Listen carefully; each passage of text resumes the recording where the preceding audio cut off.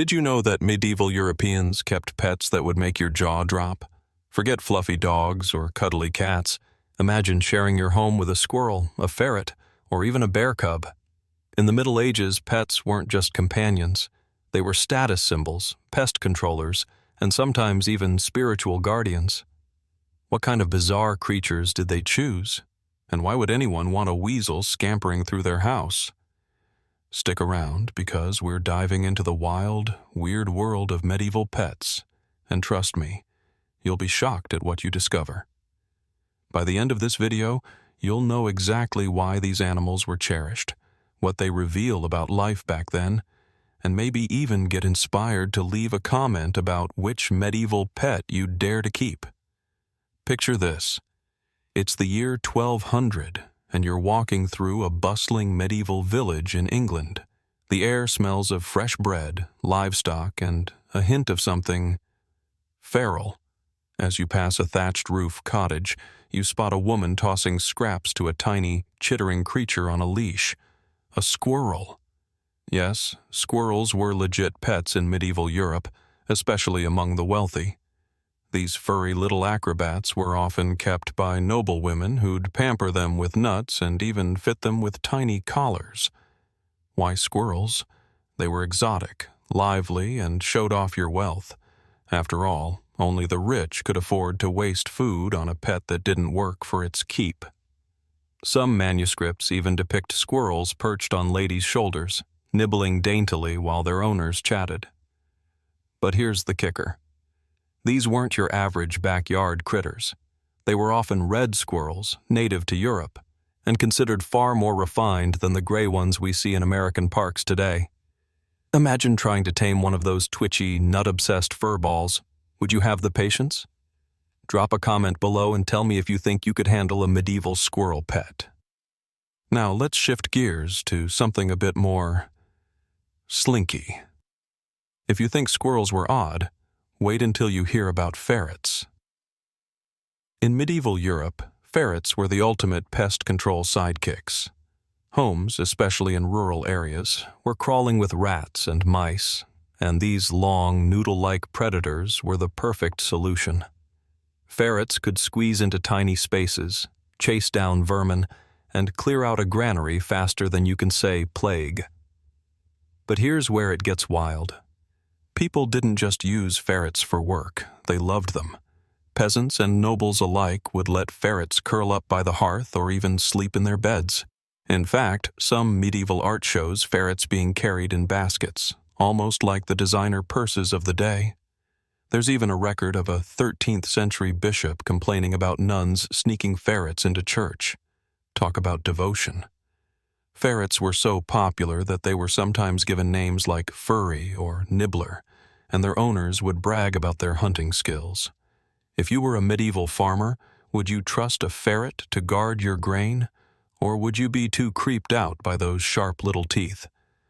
Let me know in the comments what you think of ferrets as pets. But ferrets weren't the only working pets in medieval Europe. Let's talk about a creature that's still a beloved companion today, but back then, it had a much tougher job. The cat. Now you might think cats were always the purring, lap-sitting buddies we know, but in the Middle Ages, they were hardcore vermin assassins. Monasteries, castles, and even ships relied on cats to keep rat populations in check. A single cat could save tons of grain or protect precious manuscripts from being nibbled to bits. In fact, some medieval laws valued cats so highly that stealing one could land you a hefty fine. But here's the twist. Cats weren't always cuddly. Many were half wild, roaming freely and only sticking around for food. Still, some people formed deep bonds with their feline friends. There's a famous 9th century poem by an Irish monk who wrote lovingly about his cat, Pangur Ban, describing how they'd work side by side.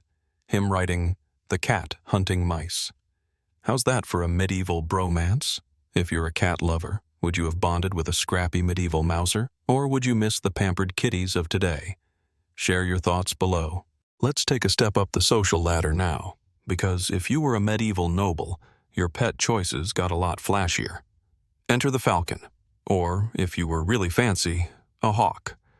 Falconry was the ultimate status symbol in medieval Europe, especially in places like England and France. These birds weren't just pets, they were partners in an elite sport. Nobles would spend hours training their falcons to hunt smaller birds or even rabbits, and a well-trained bird could be worth more than a warhorse. Falcons were so prestigious that they often had their own servants, custom hoods, and even slept in the Lord's chamber. King Henry II of England was said to be obsessed with his hawks, and losing one was considered a tragedy. But here's the crazy part. These birds weren't exactly cuddly. They were wild, fierce, and required constant care. If you messed up their training, you'd have a very expensive, very cranky roommate. Imagine trying to impress your friends with a falcon on your arm. Would you feel like a medieval rock star, or would the stress of keeping it alive drive you nuts? Let's hear your take in the comments. Now, let's get really wild. If falcons were for the elite, what about bears? That's right. Bear cubs were occasionally kept as pets in medieval Europe, especially in royal courts. These weren't the teddy bears of your childhood. They were actual growling, claw-wielding beasts. Kings and dukes would receive bear cubs as diplomatic gifts, and some would raise them as symbols of power. In 13th century England, King Henry III kept a bear in the Tower of London, where it was allowed to swim in the Thames for exercise. But here's the catch. Bears grow up. What starts as a cute cub becomes a 500-pound predator, and medieval pet owners often had to chain them or send them to menageries when they got too big. Still, the bragging rights of saying, "Yeah, I have a pet bear," were unmatched. If you could pick one outrageous medieval pet to show off, would a bear cub be your vibe? Or is that just too much chaos? Drop your answer below and let's see who's brave enough for this one. But not every medieval pet was a show-off. Let's talk about dogs because they were everywhere, from peasant huts to royal palaces. Unlike today's carefully bred breeds, medieval dogs were a motley crew. You had hunting hounds for nobles, scrappy terriers for farmers, and even lapdogs for ladies. Dogs were valued for their loyalty and versatility, whether they were guarding livestock, tracking game, or just keeping your feet warm at night.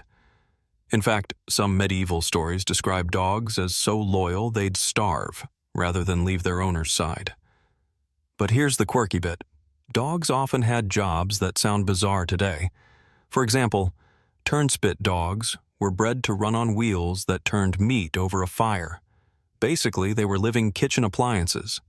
These little guys would trot for hours to ensure a perfectly roasted dinner.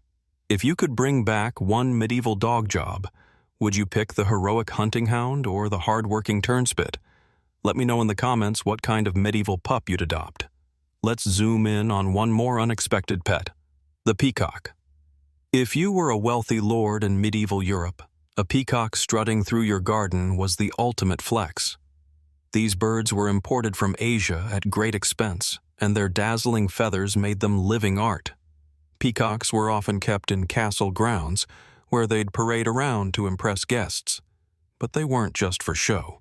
They were also dinner. In grand feasts, roasted peacocks would be served with their feathers reattached for maximum wow factor. Talk about a pet that pulls double duty. Owning a peacock screamed, "I'm rich, and I know it." But here's the downside. Peacocks are loud, territorial, and not exactly snuggly. Would you trade the prestige of a peacock for the constant squawking, or would you stick with a quieter pet? Share your thoughts below and tell me if you'd go for this medieval bling. So, why did medieval Europeans pick such weird pets? It wasn't just about companionship. Pets reflected your status, your job, and even your beliefs. Squirrels and peacocks showed off wealth. Ferrets and cats kept your home livable. Falcons and bears screamed power. And dogs? They were the all-purpose MVPs. But there's more. Medieval people believed animals had spiritual significance. Cats were sometimes linked to superstition, with some claiming they warded off evil spirits. Falcons were seen as noble, almost divine creatures. Even squirrels were thought to symbolize diligence and preparation. These pets weren't just animals. They were part of a complex web of culture, religion, and survival. If you lived back then, which of these pets would fit your lifestyle? Would you be a practical ferret owner or a flashy peacock parent? Let's keep the conversation going in the comments. Before we wrap up, let's think about what these pets teach us today.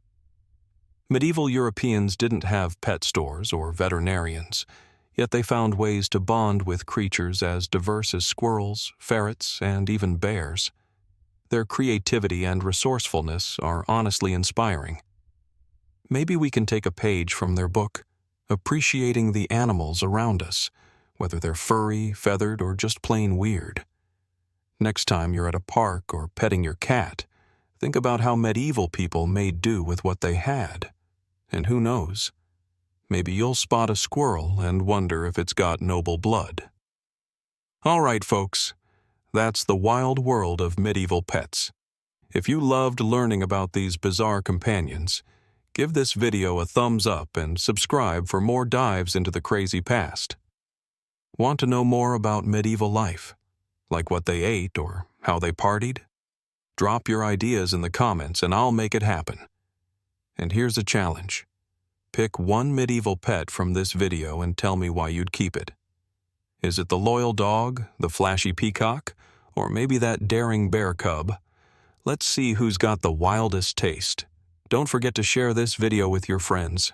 They'll be shocked at what people kept as pets 800 years ago. See you in the next one, and trust me, you won't want to miss what's coming.